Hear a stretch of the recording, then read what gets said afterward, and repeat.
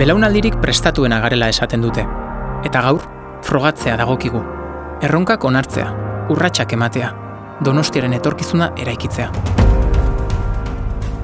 Garai bakoitzak bere erronkak ditu, eta gureak egunero bizi ditugu.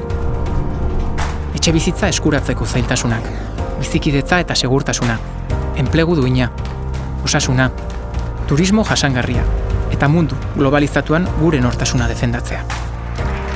Garaitzaiak dira, bai, oso zaiak.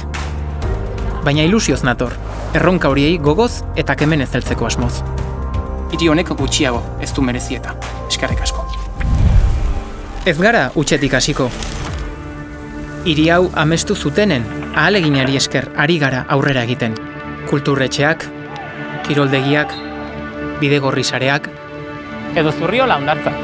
Bentaberri eraldatzen ikusi zuen belaunaldia gara. Eta Ibaeta, Amara, Txomin, edo Aiete. Elkarrekin bakean bizitzen ikasi zuen belaunaldia eta gaur egun biktimak oroitzen dituena. Donostiarekin hazi gara eta elkarrekin hazten jarraituko dugu.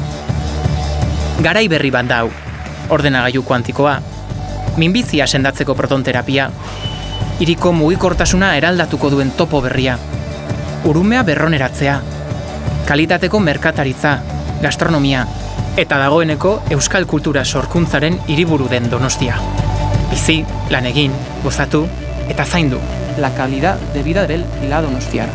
Hori da kontua. Berritzen ari den Donostiaren parte gara eta izango gara, baina haren arima eta nortasuna galdu gabe. Eskerrik asko konfiantzagatik, nigan sinistegatik, baina batez ere gugan sinistegatik. Etorkizuna noiz iritsiko zain egon beharrean, Donostia amestu, landu eta eraikiko duen belaunaldi batean sinisteagatik. Joni Insausti maizterrena naiz, Donostiako alkatea, eta garai berri hau zurekin batera eraiki nahi dut.